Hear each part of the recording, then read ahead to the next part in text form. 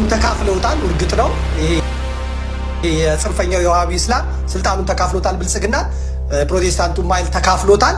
መሃል ላይ የሚደቀው የጥንታዊው እስልምናና የኦርቶዶክስ ሃይማኖት ናቸው ማለት ነው።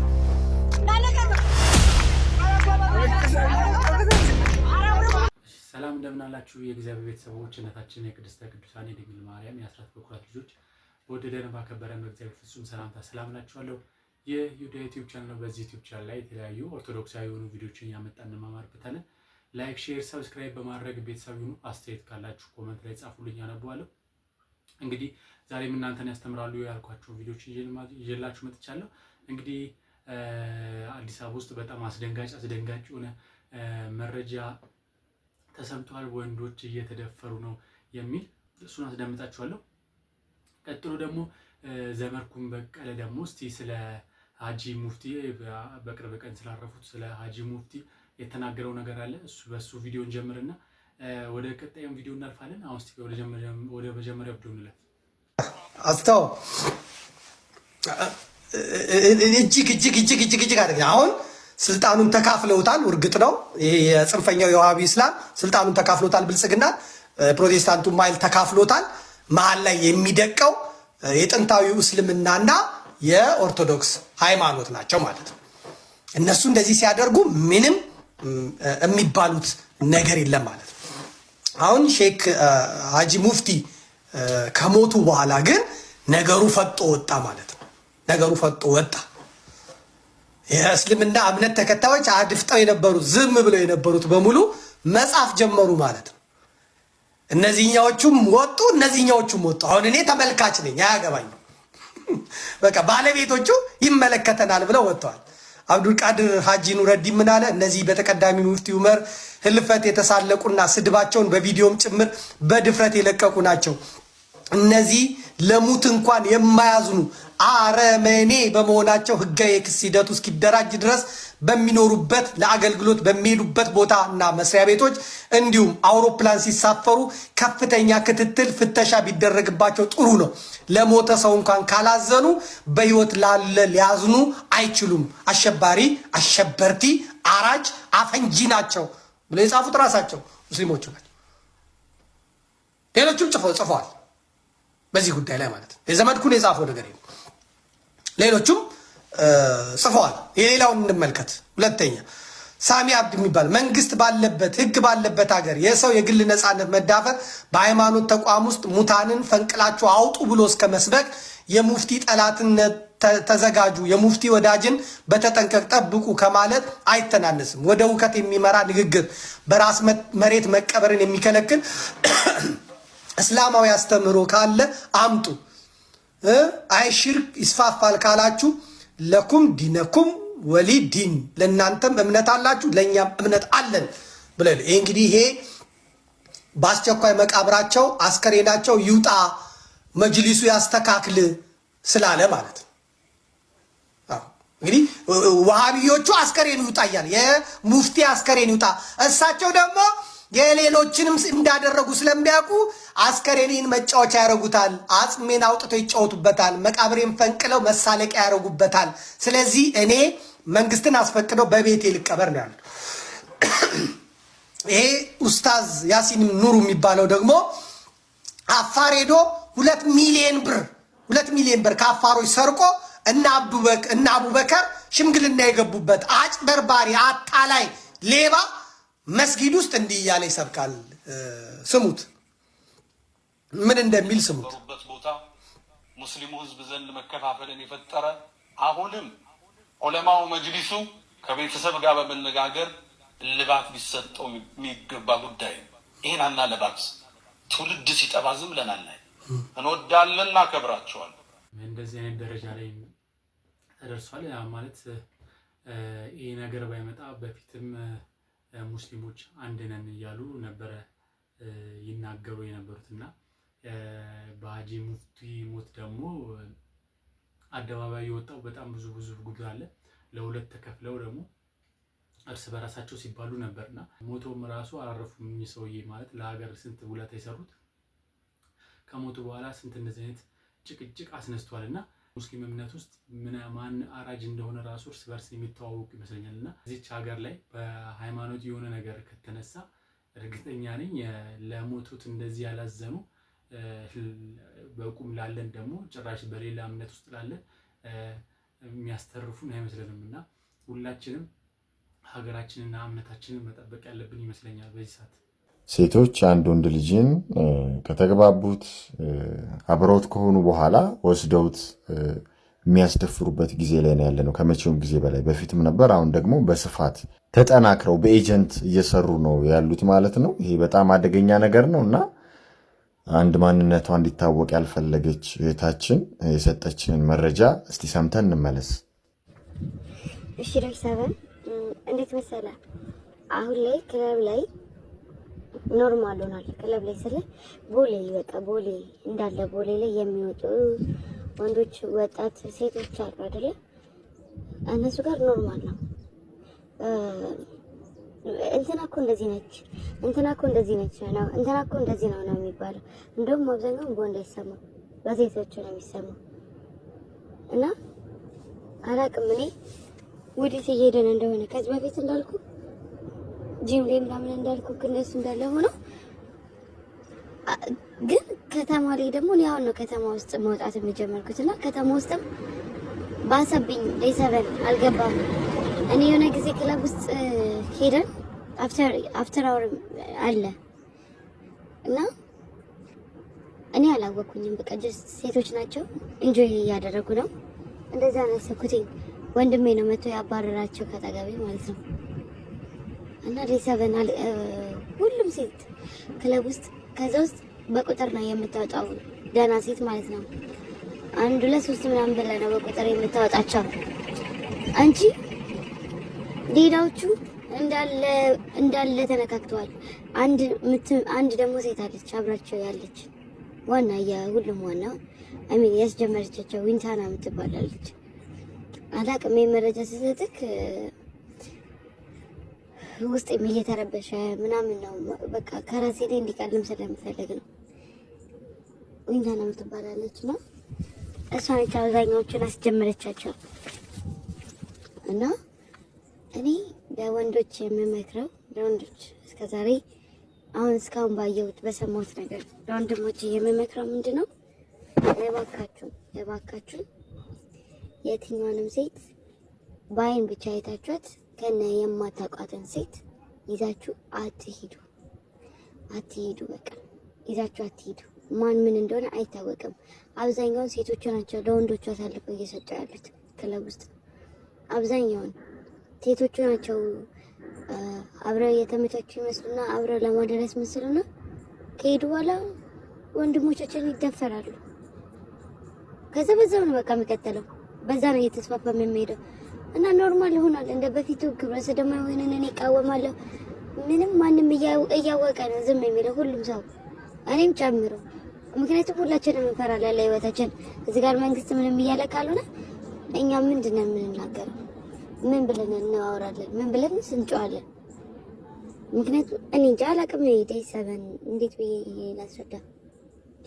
ብቻ እኔ ወንድሞቼን የምመክረው ሴቶቼን የምመክረው ክለብ ውስጥ ዝም ብለሽ ሲተዋውቀሽ አብረሻት ሴት ነች ብለሽ ዝም ብለሽ ቀርበሽ እንትን እንዳትጨፍሪ፣ ምንም እንዳታደርጊ በቃ ከመጣሽው ሰው ጋር አብረሽ ተዝናንተሽ አብረሽ ሂጂ። ክለብ ውስጥ ያለ ሴት እንዳታናግሪ በቃ። ወንዶቹም ደግሞ የማታውቋትን ሴት ወይ ዝም ብላችሁ ተደጋጋሚ ክለብ ውስጥ እየተገናኛችሁ የታያችሁትን ሴት ተመቻችተናል ብላችሁ ይዛችሁ እንዳትወጡ በቃ። እኔ ህይወታቸው የተበላሹ ወንዶችን አውቃለሁ። እረፉ በቃ፣ በቃችሁ፣ በእነሱ ይብቃ። እንደሰማችሁት ነው እንግዲህ አሁን ያለንበት ሁኔታ። እኛ ጭንቅላታችን ውስጥ ያለው ኢትዮጵያና መሬት ላይ ወርዶ ደግሞ ያለችው ኢትዮጵያ በጣም ሩቅ የተራረቀ ነውና እኛ በውጭ ሀገር ምናምን ነው እንግዲህ ግብረ ሰዶም ምናምን ነገር በግልጽ የምናየውና ኢትዮጵያ ውስጥ አዲስ አበባ ውስጥ ደግሞ እጅግ በጣም ብዙ ማለት ማለት እኛ ከምናስበው በላይ በስራችን ውስጥ ደግሞ እንዳለ ዴይሰበን ደግሞ በደንብ ይነግሩናልና በተለይ ወንዶች ክለብ ላይ ክለብ ወጣቶች ለመጨፈር ትወጣላችሁ። ቦሌ ላይ የተለያዩ ቦታዎች ጭፈራ ቤቶች ትወጣላችሁ። ከዛ በኋላ ሴቶች እናንተ እንዲጠሯችሁ ሴቶች እናንተን ቀልብ እንዲስቡ ያደርጋሉና ከዛ በኋላ አንተ ደግሞ አገኘው ብለህ ከሷ ጋር አብረህ ትወጣለህ። ከዛ በኋላ ምን እንደሚያስነኩ አታውቅም። ጧት ስትነሳ ተበላሽተህ ራስን ታገኘዋለህና ህይወትን እንድትጠላ ያደርገዋል። እንደዚህ አይነት ነገር በጣም እየበዛ ስለሆነ እባካችሁ እንጠንቀቅ። አሁንም ከበጎነት ቸርነት እንለምናለን እንማልዳለንም። ሰው ወዳጅ ሆይ ያንተ በሚሆን በዚህ በመንፈሳዊ ታቦት ላይ ባኖር ነው በዚህ ህብስት ላይና በዚህ ጽዋ ላይ ፊትህን ግለጽ፣ ይህን ህብስት ባርከው እያለ ይባርካል። አሁንም ቡራኬ መጣ። በህብስት ላይ ይህንንም ጽዋ አክብረው፣ በጽዋ ላይ አሁንም ይባርካል። ሁለቱንም አንጻቸው ይላል። ንጹሕ ስጋን ይሆን ዘንድ ለውጠው፣ በዚህ ጽዋ ውስጥ የተቀዳውንም ወይን የከበረ ደምህን ይሁን። ለሁላችንም ያረገ ለነፍሳችንና ለስጋችን ለልቦናችንም ፈውስ ይሆን ዘንድ አምላካችን ክርስቶስ የሁላችን ንጉሥ አንተነ። ይሄ ውሸት ነው። አሁን መጽሐፍ ቅዱሳዊ አይደለም። ስሙ በሌላ ወገን ያላችሁ ከፍ ያለ ምስጋናና ክብርን ስግደትንም ለአንተ እንልካለን። ቸር ከሚሆን ከሰማያዊ አባት ጋር ከአንተ ጋር ከሚተካከል ከመንፈሳዊ ከማያዊ መንፈስ ቅዱስም ጋር ዛሬም ዘወትርም ለዘላለሙ። አሁን ማን ተመለከ? የማን ስም ሲጠራ ሰማችሁ? ማንን እናመልካለን ስንል ሰማችሁ? ይሄን ህብስት ቀይረው ብለን ማንን ለመንን? ይሄንንም ጽዋ ያንተ ደም አድርገው ብለን ማንን ለመንን? በደንብ እያዳመጣችሁ። ከዛ እንግዲህ በጣም የሚገርመው ጸሎትና ሆሊስቲክ የቤተ ክርስቲያንን ወደ ሰፊነትና ለሁሉ ጸላይነት የሚያሳየው በእንተ ቅድሳት የሚባለው የጸሎት ክፍል ነው ዲያቆኑ የሚያቀርበው እና ይሄ ስለ መኳንንቱ፣ ስለ ሰራዊቱ፣ ስለምኑ ስለማይጸለየው ነገር ንገሩኝ። ስለ ዝናም ውሃ፣ ዝናም ውሃን ራሱ በሚሻበት ቦታ ነው የምትለው፣ በሚፈለግበት ቦታ ማለት ነው። በማይፈለግበት ቦታ አታዝንብ ነው። ምክንያቱም ሰብል በበቀለበት ቦታ ዝናብ ከዘነበ ሊወድም ነው። ስለዚህ ምን ብላ ትጸልያለች ቤተክርስቲያን? ተጠንቅቃ ጸሎቷ በሚፈለግበት በሚሻበት ጥቅም በሚሰጥበት ቦታ የዝናምን ውሃ አውርድ። ከዛ ስለ ወንዞች ትጸልያለች። ስለ ወንዞች ስትጸልይ ምን ትላለች? የሚገርም እኮ ነው። በልካቸው እስከ ገደባቸው ብቻ ሙላቸው፣ ከገደብ እንዳታሳልፍ። ለምን ያጥለቀልቀሃል? አዋሽ በላኝ ምንድነው አባይ በላኝ ዋይ ዋይ የምንለው እኮ ገደብ ሲያልፍ ነው። ቤተክርስቲያን ስትጸልይ የወንዝን ውሃ ሙላልን ብለን እንለምናለን። ግን እስከ ገደባቸው ከድልድይ እንዳያልፍ ከሚፈለገው አልፎ እንዳያጥለቀልቀን ብላ ተጠንቅቃ የምትጸልይ ናት። ስለሚሰደዱ ትጸልያለች፣ ስለታመሙ ትጸልያለች፣ ባል ስለሞተባት ትጸልያለች፣ ስለ አረጋውያን ትጸልያለች። ብቻ አንብቡት። አሁን ስለማልዘልቀው ነው። በእንተ ቅድሳት በጣም ሰፊ የጸሎት ክፍል ነው።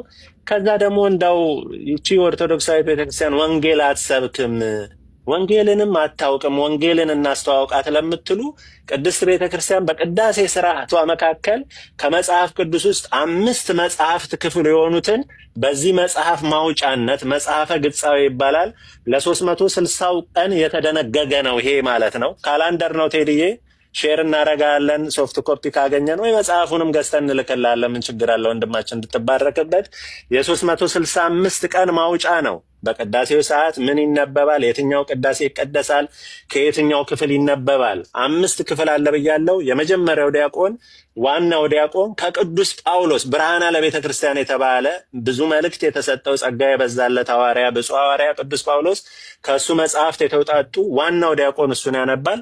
ሁለተኛው ዲያቆን ቅዱስ ጴጥሮስን የነ ቅዱስ ዮሐንስን ዮሐንስ ራእይን እና የመሳሰሉትን ሌሎቹ ሐዋርያት የጻፉት ክፍል ላይ ተውጣጥቶ ያነባል። ንፍቁ ካህን ወይም ተጨማሪው ካህን ደግሞ የሐዋርያት ስራን ከዛ ላይ የተውጣጣን የተመደበላቸውን ምንባብ ክፍል ያነባሉ። አራተኛው ደግሞ ከቅዱስ ዳዊት ከመዝሙረኛው ከቅዱስ ዳዊት መዝሙር ውስጥ የተውጣጣ በኋላ ቆይቶ ምስባክ በሚባለው ክፍል ላይ በዜማ የሚደረስ አራተኛው የመጽሐፍ ቅዱስ ክፍል አለ።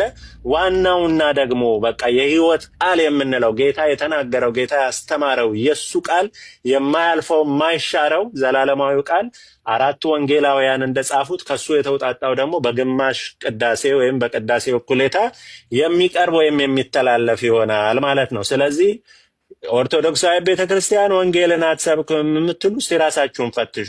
360 ቀን ትቀድሳለች ብለናል።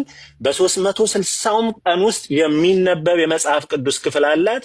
መነበብ ብቻ አይደለም፣ ተመስጥሮ ተብራርቶ መምህራኖች በአውደ ምሕረት ላይ ይሰብኩታል፣ ያስተምሩታል ማለት ነው። እና ይችን ቤተክርስቲያን ማማት ትንሽ ከባድ ነው፣ ካለማወቅ የሚመነጭ ይመስለኛል ማለት ነው። የቅዱስ ጳውሎስ መልእክት ከተነበበ በኋላ ቅዱስ ጳውሎስን እንዲህ እያልን በዜማ እናስበዋለን። ቅዱስ ሐዋርያ ጳውሎስ ሰናየ መልእክት ፈዋሴ ዱያን ዘነሳይከ አክሊለ ሰአል ወጸልይ በእንቲአነ ያድኅን ነፍሳተነ በብዛ ሳህሉ ወምሕረቱ በእንተ ስሙ ቅዱስ አክሊልን የተቀበልክ ዱያንን የምታድን መልእክትህ የበጀ ቅዱስ ሐዋርያ ጳውሎስ ወይ በይቅርታውና በቸርነቱ ብዛት ስለ ቅዱስም ስሙ ሰውነታችንን ያድን ዘንድ ስለኛ ለምን ጸልይም እያል እንዲህ አድርገን እናመሰግነዋለን ማለት ነው። በዚህ አጋጣሚ ጳውሎስ እንዲህ ያለው ጳውሎስ እንዲህ ብሎ እያላችሁ የምትዘረጥጡ ለቅዱሳን የሚገባቸውን ክብር የማትሰጡ ሰዎች እባካችሁ ሂዩሚሊቲ ይኖራችሁ። እኔን አድሬስ ስታደረጉ ዶክተር እገሌ ብላችሁ እንደምትጨርሱ እንደምትጠሩኝና አድሬስ እንደምታደረጉኝ ለአከ ወንጌልን አስቀድመን ለአከ ወንጌል እንደምንለው እንደዚሁ ለዚህ ቅዱስ ብፁዕ ሐዋርያ እስቲ ሂዩሚሊቲ ስርዓት ይኑረን። ቅዱስ ጳውሎስ እንዳለው ብለን መናገር እንልመድ ለማለት እወዳለሁ። ስቅቅ ይለኛል። ኢየሱስ ጌታ ሲባል ይጨንቀኛል። ጌታችንና አምላካችን መድኃኒታችን ኢየሱስ ክርስቶስ ጌታችንና አምላካችን መድኃኒታችን ኢየሱስ ክርስቶስ ኦርቶዶክሳዊት ቤተክርስቲያን እንዲህ አይነት ስርዓት እያስተማረች ስላሳደገችን ማለት ነው። ሁለተኛው ዲያቆን ካነበበ በኋላ ቅዱስ ስሉስ ዘህቡር ላዌከ ቀመበረነ በእንተ ቅዱሳን ህሩያን አርዳኢከ ናዝዘነ በሳህል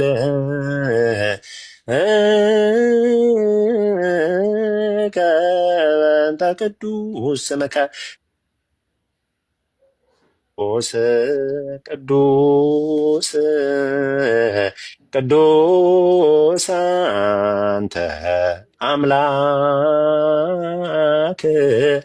አብ አሐዜ ኩሉ ቅዱስ ቅዱስ ቅዱስ አንተ ወልድ ዋሕድ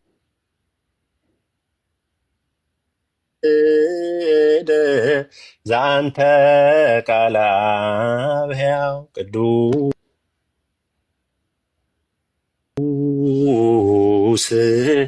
ቅዱስ ቅዱስ መንፈስ ቅዱስ ዘተአምር ኩሎ ሁሉን የያዝክ አብ ሆይ ቅዱስ ቅዱስ ቅዱስ አንተ ነህ። የሕያው አብ ቃል የምትሆን ወልድ ዋሕድ ሆይ ቅዱስ ቅዱስ ቅዱስ አንተ ነህ። ሁሉን የምታውቅ መንፈስ ቅዱስ ሆይ ቅዱስ ቅዱስ ቅዱስ አንተ ነህ ብለን በዚህ መልክ እናመሰግናለን ማለት ነው። ቃልዮትን ያሰማልን ለመምህራችንና አሁን እንግዲህ ይቺ ቤተክርስቲያናት ኢየሱስ ክርስቶስን አታውቀውም እያሉ የሚያወሩት ማለት ነው። በየመንገዱ ስሙን እንደዚህ አቅለው የሚጠሩት እኛ በቅዳሴያችን እንዴት አክብረን ኢየሱስ ክርስቶስን እንደምንጠራው በደምብ እቺ እንዲሆኑ በጥቂቱ ማለት ነው ኢየሱስ ክርስቶስን እንዴት እንደምንጠራው ያሳየ ነውና እናንተ ደግሞ ማለት እኛ ብዙዎቹ ግዕዝ ምናምን ቅዳሴያችን ላይ ስንናገር ምንድነው እኛ ያገባን ትርጉም ምን እንደሆነ አናቅም ይላሉና ግልጽ ተደርጎ እንግዲህ የተቀመጠ ይመስለኛልና እናንተ እስቲ ደግሞ ልሳን የምትሉትን ትርጉሙ ምን እንደሆነ እንደዚህ እንትን አድርጋችሁ ልሳን የምታወሩት እንደዚህ እያልን ነው ልሳን የምናወራው ብላችሁ እስቲ በግልጽ ደግሞ እናንተ እስቲ አስቀምጡልን እስቲ እንደምን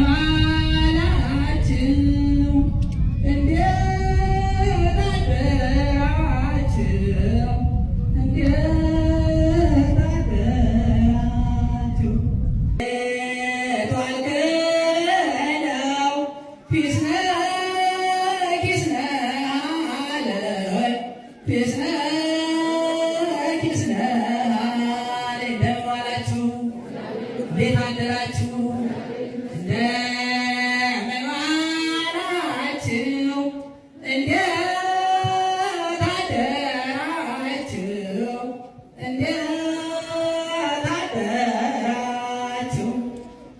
እንዳያችሁት ነው። በጣም የሚያስገርም ነገር ነው። የቃል ኪዳኑ ታቦት ከጀርባችሁ ቆሞ እነሱ የፊት ለፊት ደግሞ ምዕመኑ ፀሐይ ላይ ተቀምጦ ፀሐይ ላይ ቆሞ እንደዚህ አይነት ነገር ማለት ምንም እኮ የሚያስፈልግ ነገር ዝማሬ ከሆነ እንግዲህ ዝማሬ እኛ እንግዲህ አላጠረንም። እንግዲህ ስንት በጣም የሚገራርሙ ዝማሬዎች አሉ።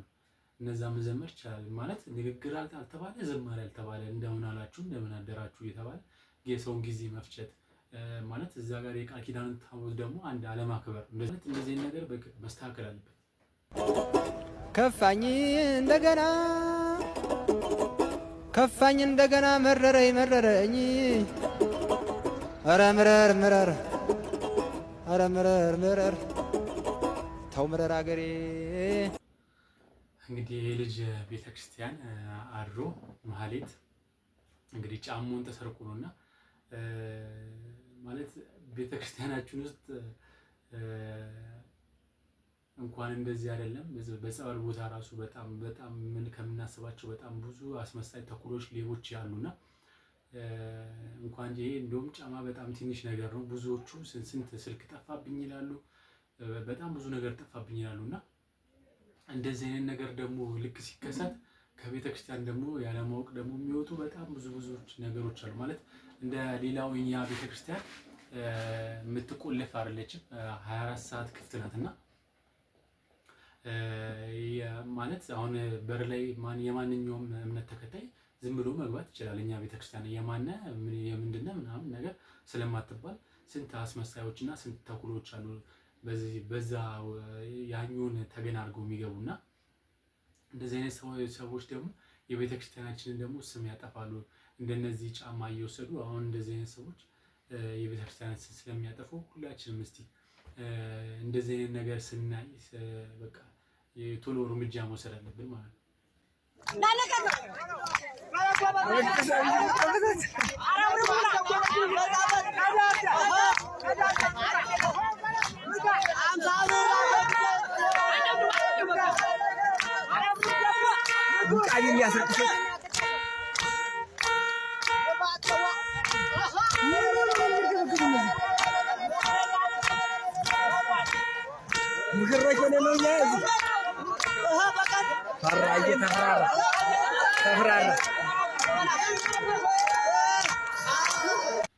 ማለት የገባችሁ ካላችሁ አስረዱኝ። ማለት እንደዚህ አይነት ነገር አይቻልም። መስቀል ይዞ ጭፈራ ማለት ምንም ስላልገባኝ እስቲ በኮመንት አሳውቁኝ። ሳውዲ አረቢያ ሄደ ሰው አለ የለም አይደል? ብትሄዱ የትራፊክ መንገድ ላይት ላይ ነን ሙስሊም ያልሆነ ሰው ወደ ቀኝ ታጠፍ ይላል። እንዳትረግጡ ይሄን መሬት አለ። አሁንም ላይት ግቡ፣ ጎግል ላይ ያለላችሁ። እኛ በዚህ ጋር አትለፉናለን እንደኛ። አክራሪ ግን ማን ነው? ኦርቶዶክስ ያለ ስማችን እኮ ነው የሚሰጠን። የአየር ጤና ኪዳነ ምሕረት ቤተክርስቲያን አለ። በዚህ ጋር ከኦርቶዶክስ ውጪ እንዳታልፉ ብለናል እንደኛ። እንደዛ ነው እኮ የሚለው።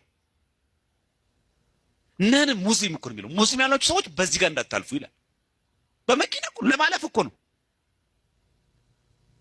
አሁን ያለውን እኮ ነው የምነግራችሁ ያለሁት። ማን ነው አክራሪ? አንተ ቤተክርስቲያን ስታስቀድስ ነው አክራሪ የምትባለው? ስጨፍር ግን በቃ ገለልተኛ ነህ። ነፃ ሰው ነህ? እኛ ቤተክርስቲያን ስለማናውቃት ነው፣ ቀርበን ስለማንጠይቅ ነው። ጸሎታችን ራሱ እንደሚለው እቀብ ህዝብ አይደለም የሚለው ወሰራዊታ ለሀገሪቱ ነው ኢትዮጵያ አይደለም። ህዝቧን ጠብቅ። የኢትዮጵያ ህዝብ ሁሉ ኦርቶዶክስ ነው እንዴ? ወሰራዊታ ሰራዊቶቿን ጠብቅ። መከላከያ ሰራዊት እንዳለ ኦርቶዶክስ ነው እንዴ? መችኛ መርጠን ጸለይን። ኦርቶዶክሱን ብቻ ለቅመ ጠብቅ መቻልንኛ። በእውነትችን ቤተክርስቲያን የሰጠን አምላክ ስሙ የተመሰገነ ይሁን። ለመምህራችን ቃለ ሕይወትን ያሰማልን። ቅዳሴያችንም ስንጸልይ ኢትዮጵያ ሀገራችንን ጠብቅልን፣ ወታደሯን ጠብቅልን፣ ህዝቦቿን ጠብቅልን ትላለች እና ሃይማኖት ለይቶ ኦርቶዶክስን ብቻ ለይታ ጠብቅልን አትልምና እችን የሰጠነ እንግዲህ ክብሩ ይስፋ ለመድኃኔዓለምና ዛሬ እናንተን ያስተምራሉ ያልኳቸው ቪዲዮዎች እነዚህ ነበሩ። ላይክ፣ ሼር፣ ሰብስክራይብ ማድረግ እንዳይረሳ። አስተያየት ካላችሁ ኮሜንት ላይ ጻፉልኝ፣ አነባለሁ። ሰላም ሁኑልኝ።